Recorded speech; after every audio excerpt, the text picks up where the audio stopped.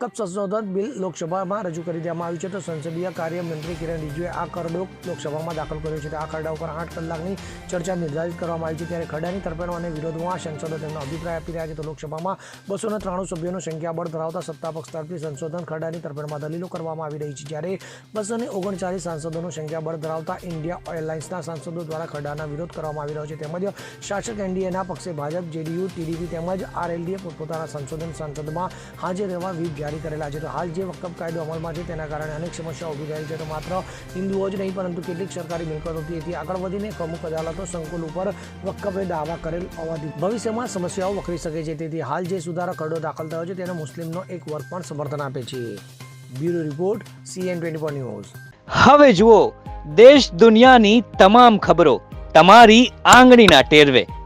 ઉઠાવો મોબાઈલ અને Google play store પરથી ડાઉનલોડ કરો અમારી CN24 ન્યૂઝ મોબાઈલ એપ.